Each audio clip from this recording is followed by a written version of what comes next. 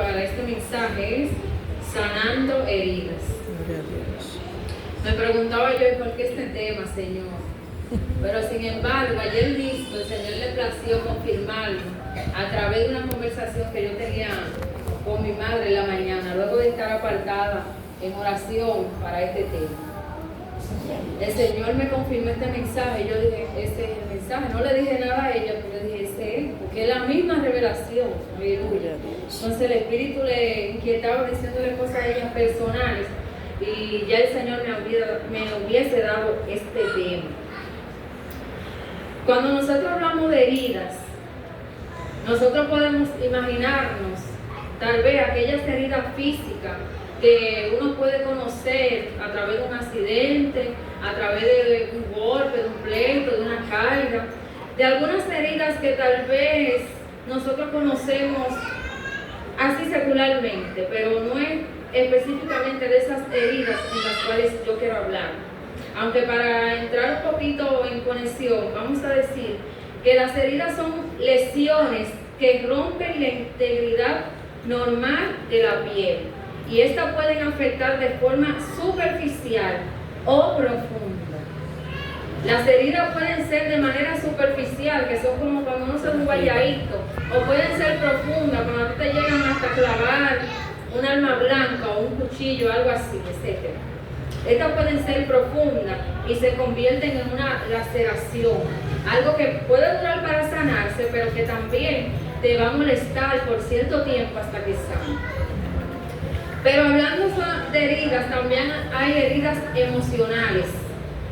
Heridas que nosotros tal vez nos recibimos en nuestra piel, que nos rompen nuestra piel, que no se ve ningún rasgo, pero que sí están dentro de nosotros. Y cuando nosotros hablamos de estas heridas emocionales, nosotros podemos decir que son expresiones dolorosas que dejan una marca en nuestro subconsciente y que pueden afectar nuestra calidad de vida. Porque conforme a esas heridas que nosotros tenemos emocionalmente, así mismo nosotros vamos a ver nuestro diario vivir, nuestro entorno, las cosas que nos suceden, nosotros lo vamos a asimilar conforme a ese tal vez problema emocional o esa herida que nosotros tenemos emocionalmente. Y usted preguntará, ¿y por qué este tema para el pueblo de Dios? Aleluya. Un tema que se supone que no debería de afectarnos, pero que lamentablemente a nosotros sí nos afecta. Porque nosotros llevamos a veces heridas que nosotros mismos muchas veces desconocemos. Cargamos heridas, trastornos de niñez, trastornos tal vez de comportamientos, trastornos tal vez de alguien que nos habló de una manera inadecuada, alguien que nos marcó con una palabra de destrucción, alguien que hizo algo que destruyera nuestra integridad emocional. Aleluya. Y el Señor es tan bueno y misericordioso que Él, cuando llega a nuestra vida, no solamente llega a darnos vida eterna, dándola en abundancia, no. Él llega para reestructurar nuestra vida, nuestra condición, no solamente física, sino también emocional. Amén. Y nosotros podemos entender que la muerte de Cristo no solamente se queda en darnos salvación, sino en llevar también nuestras heridas. Amén. Sino en también llevar en sí, encima de Él, nuestro castigo. Por Él nosotros recibimos esa paz que nos puede ayudar a vivir la vida de una manera en que vivamos confiados. Amén. ¿Y qué hacen las heridas emocionales? Quitarte la confianza, quitarte la paz, dudar, perder la fe. Esas son las cosas negativas que puede ocurrirle a un creyente que tenga heridas emocionales. Estas son algunas de las cosas que pueden ocurrir. Porque algunos de esos trastornos que evidencian las heridas emocionales son la ansiedad, la depresión, pensamientos obsesivos, problemas de sueño, actitud defensiva o agresiva, inseguridad, miedo, desconfianza, y todo estas cualidades paralizan, obstaculizan el propósito de Dios en la vida de un creyente. Amén. Gloria a Jesús. Todas estas cosas hacen que tú como creyente no puedas fluir, no puedas avanzar en Dios. Nosotros tenemos que ver la historia de Moisés. Moisés, desde pequeño, el enemigo introdujo una orden para que todos los niños que nacieron en ese tiempo fueran muertos. Pero Moisés fue preservado. Pero ¿qué pasa? A Moisés lo crió su propia madre hebrea en un lugar de criada. Entonces, yo me imagino que Moisés, a través de su madre, conocía la historia de donde él venía, de que él era hebreo. Nosotros vemos que Moisés, en un pleito de unos hebreos con unos egipcios, Moisés se llena de ira y mata al egipcio. Pero nada, él parece que eso lo hizo, pensó que nadie lo había visto, enterró al egipcio y luego se fue para otro lugar, porque cuando se descubrió el secreto, entonces estaban procurando matar a Moisés. Pero ¿qué ocurre luego? Moisés recibe el llamado de ir a liberar el pueblo de Egipto. Pero ya las personas que procuraban su muerte ya se habían muerto, ya había pasado mucho tiempo. Pero ¿qué pasa? Que cuando él tiene este encuentro con el Señor le da dos señales para que Moisés haga en el desierto. Para que Moisés haga cuando se presente delante del faraón. La primera era lanzar la vara que él tenía en su mano, que es simbología de autoridad, al suelo para que se convirtiera en una serpiente. La segunda era que él introdujera su mano en su pecho y luego que la sacara, que la sacó llena de lepra, entonces volviera a entrarla y saliera limpia. ¿Qué me da a entender esto? Que había una contaminación dentro de Moisés, porque Moisés se fue corriendo de Egipto por miedo, que es una de las heridas emocionales que pueden estar afectando al cristiano. Tal vez desde el mismo momento en que Moisés sintió el temor o sintió el compromiso de ver cómo se maltrataba a su pueblo, tal vez ahí mismo el Señor le iba a entregar el llamado a Moisés. Pero estas cosas hicieron que Moisés saliera huyendo. Estas heridas, estas secuelas hicieron que Moisés saliera huyendo del lugar donde estaba su pueblo siendo maltratado. Gloria a Dios. Pero nosotros vemos un Dios que restaura, un Dios que permite que Él sea restaurado, un Dios que permite que Él recibiera el llamado y fuera y liberara a aquel pueblo. Aleluya. El pueblo de Dios entonces fue llevado al desierto por medio de Moisés, pero también nosotros sabemos que este personaje tenía muchas dudas acerca de su personalidad, porque él decía: yo soy tardo para hablar, ¿cómo iré y me presentaré delante del faraón? Él estaba dudando de lo que el Señor podía hacer, tanto así que el Señor tuvo que levantar un traductor al lado de él, porque él se sentía incapaz. Pero sin embargo, este Moisés que corrió por miedo, que corrió tal vez porque tenía este problema lesical, no podía hablar bien, el Señor a Moisés lo usó en gran manera. ¿Por qué? Porque el propósito del Señor se cumple cuando tú permites que se cumpla. Cuando tú dejas que el Señor obre en ti. Cuando tú permites que el Señor te pueda guiar en medio de eso que el Señor quiere hacer. Y lo primero que Dios hace cuando te entrega el llamado es cambiar lo que está dentro de tu corazón. Es cambiar, porque de la abundancia del corazón abre la boca. Es cambiar eso que está ahí adentro, porque aquí se acumulan ciertos sentimientos que pueden ser negativos o positivos. Aquí es donde nacen ciertas raíces de amargura que no te van a dejar avanzar. Aquí es donde nacen los miedos, aquí es donde nace la ansiedad, aquí es donde nace la desesperación. Y muchas veces nosotros somos marcados con este tipo de características, con este tipo de emociones que no son para nada favorables a nuestra vida espiritual. Por eso es que nosotros tenemos que procurar como creyentes llenarnos de los frutos del Espíritu Santo. Llenarnos de esos buenos frutos que nos van a ayudar a cumplir con el propósito y van a desalojar todos esos pensamientos negativos, todas esas emociones que no vienen de parte de Dios.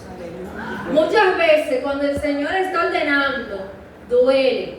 porque el proceso es para el Señor ordenar tu vida y duele. ¿Sabe por qué? Porque cuando usted va a limpiar su casa, usted, antes de ordenar, ¿qué es lo primero que usted hace? Desordena, saca todo, tiene que ir moviendo, sacando.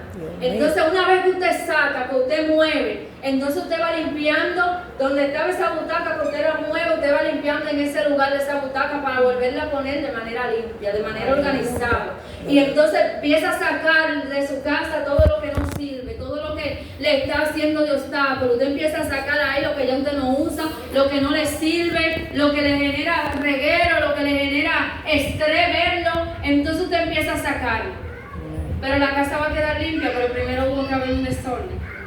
Primero usted echa agua, llena esa casa de agua y se vuelve el reguero y el desorden por un lado, que usted se para y dice, ¿cómo es que lo voy a ordenar? Y eso mismo hace el Señor en la vida de cada creyente. Gloria a Dios. Antes de Él organizar nuestra casa, Él primero la desordena a través de los procesos. ¿Para qué? Para que en cada proceso nosotros entendamos a dónde va cada cosa. Aleluya. Cada cosa tiene un lugar en la vida del cristiano. Y si nosotros permitimos que cosas que no vienen de parte de Dios se alberguen en nuestro corazón, que es de donde surgen las emociones, los sentimientos y las cosas que te van a paralizar, entonces, ¿qué va a pasar? El propósito se va a detener. Por eso que cuando nosotros estamos en proceso, nosotros debemos de ver qué Dios nos quiere enseñar, qué Dios nos quiere quitar, en qué Dios va a administrar nuestra vida, en qué Dios va a edificar nuestra vida a través de ese proceso. Muchas veces nosotros nos quejamos del proceso, pero el proceso es para ordenar. Y muchas veces el Señor dice, ordena tu casa. ¿Y tú crees que las cosas se van a quedar tranquilas? ¿Tú crees que las cosas se van a quedar estáticas? Sí. Ay, no, el Señor lo que va a venir es ordenar su casa, organizarla. No, el Señor la va a volver pata para arriba. ¿Sabe por qué? Porque es necesario que tú entiendas qué tienes que sacar de esa casa. Aleluya. Es necesario que tú entiendas qué tú tienes que desalojar, que está haciendo de obstáculo lo que el Señor te ha llamado, lo que el Señor ha determinado. Aleluya. Hay grandes líderes y grandes personas de Dios, pero tienen que desalojar muchas cosas. Tienen que sacar ciertas cosas que están sirviendo de obstáculo a la casa.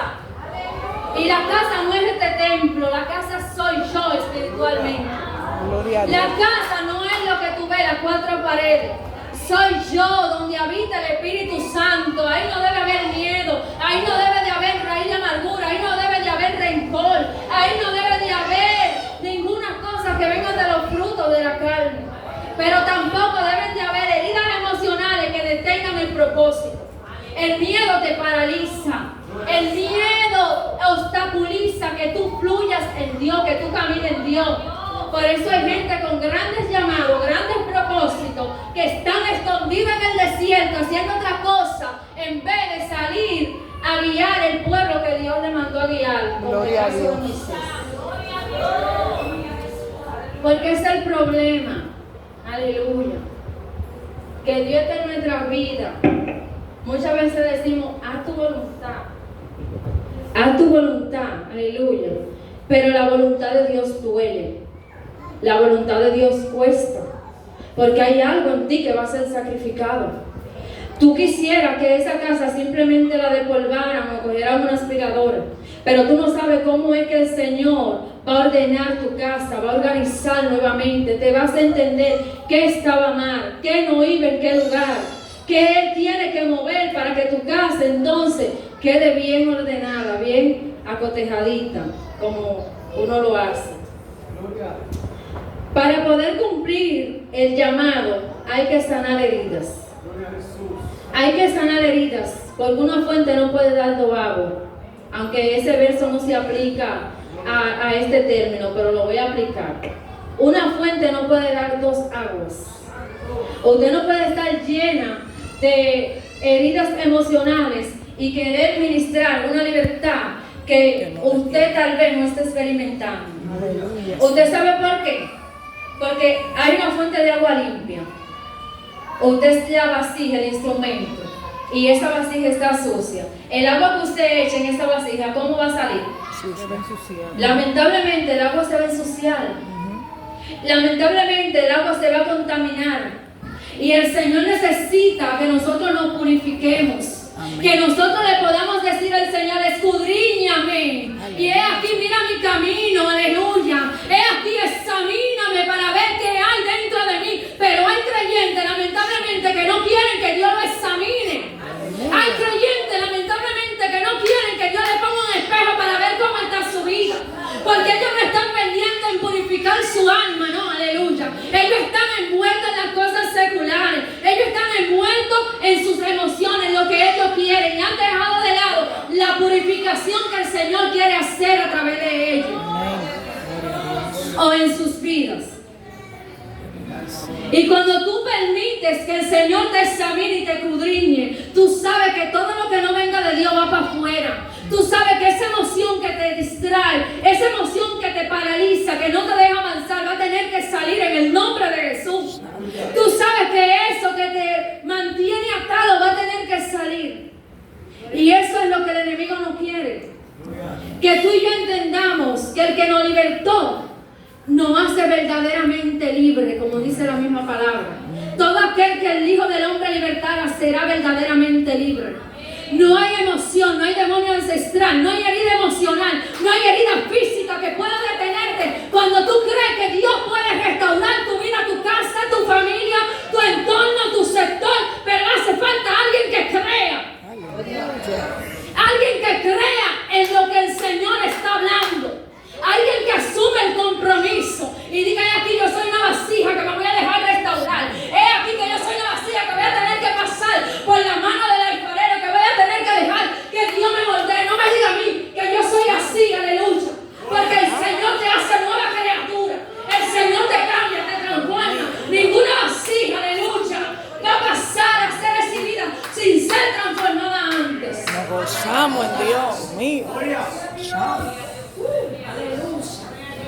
Ninguna vasija va a ser recibida sin ser antes pasada por el fuego, sin ser antes transformada. Y muchas veces tú no quieres pasar el proceso. Muchas veces tú no quieres dejar que el Señor te restaure. Y el Señor mandándote la medicina, pero no te la tomas. ¿Y cómo rayos tú piensas que tú vas a ser restaurado si tú no tomas la medicina necesaria? Aleluya. Hay palabras que son fuertes. Pero bienaventurados somos nosotros cuando el Señor nos corrige. Porque el Señor lo que quiere es alinearnos a un propósito, a un plan divino. El Señor vino a morir por cada uno de nosotros para darnos vida en abundancia, pero también para restaurar nuestras vidas. Para que cuando Él venga nos pueda encontrar sin manchas. Una iglesia de ropas blancas. Pero lamentablemente nosotros como iglesia muchas veces estamos envueltos en esas cosas que el Señor no le agradan. Muchas veces estamos envueltos en esas actitudes que el Señor no le agradan. Y somos a veces tan fuertes que decimos, el Señor me entiende así. El Señor reprenda al diablo. La muerte de Cristo fue para nosotros ser restaurados. Amén. El Señor te entiende así, pero quiere que tú cambies. El Señor te entiende así, conoce tu pecado y te ama, pero no ama lo que tú haces. El Señor te quiere así, pero Él necesita que tú pongas de tu parte. Porque Él es un caballero, Él toca la puerta. Él toca la puerta para entrar a esa área donde tú no le permites entrar. Él te está tocando la puerta para decirte, yo restauro, yo cambio, yo transformo, yo soy el que hago las cosas nuevas. Mi alma glorifica su nombre. Gracias, Señor. Cristianos que estén conectados a la visión del cielo. Que ya lo que pase aquí en la tierra no le cause herida. Cristianos que dejen la ñoñería. Que no se dejan corregir porque siempre tienen una pronta palabra para excusarse. Estas son cosas emocionales que usted carga, que usted no lo van a dejar avanzar. Cristianos llenos de miedo, de desconfianza en lo que el Señor ha hecho. Dime algo, el propósito de Dios es más grande que todas las cosas negativas que tal vez tú puedas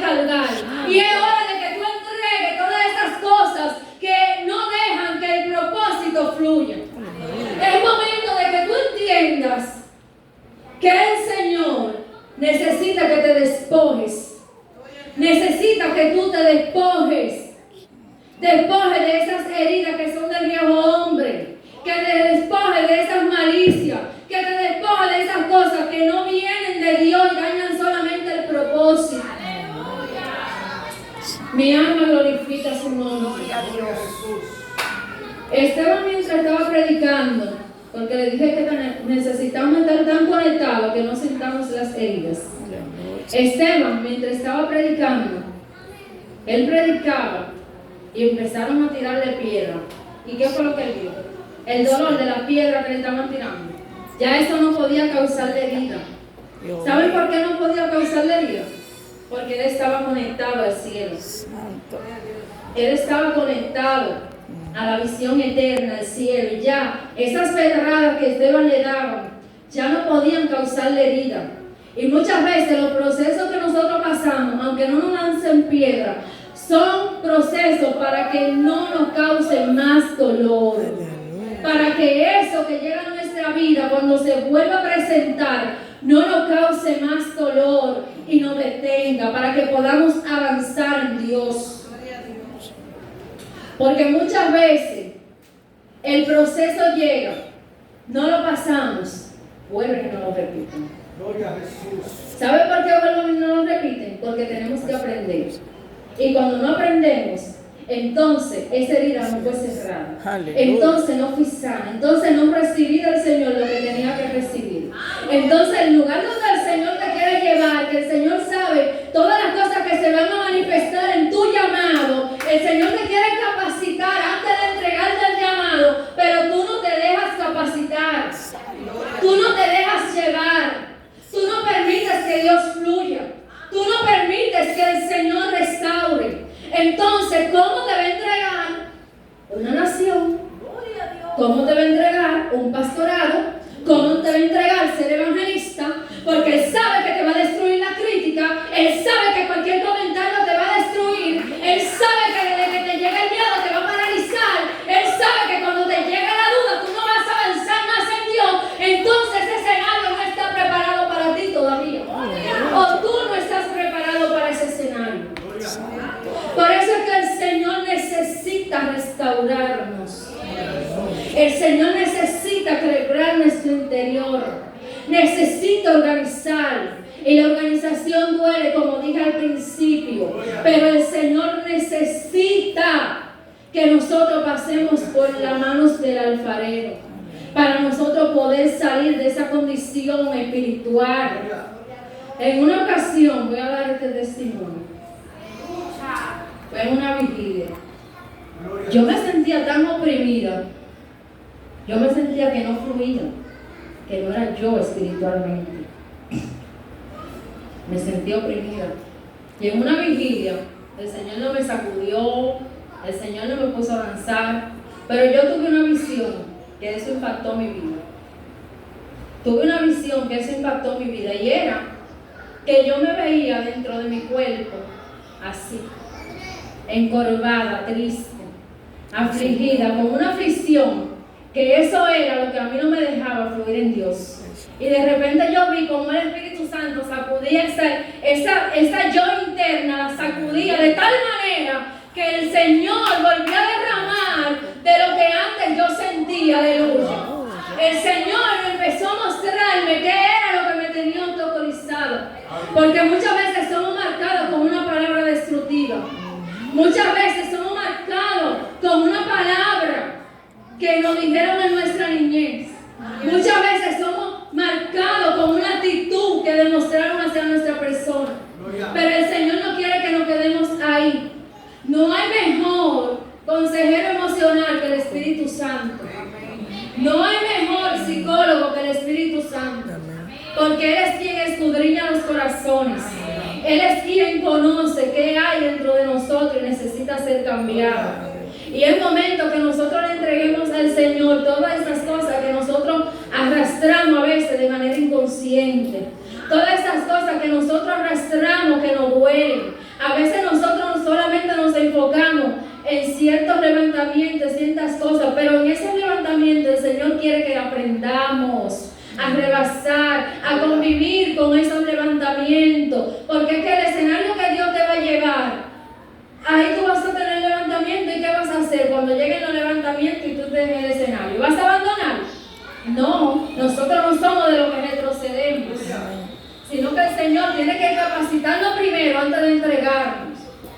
El apóstol Pablo, antes de ser entregado el ministerio de predicarle a los gentiles, fue preparado primero.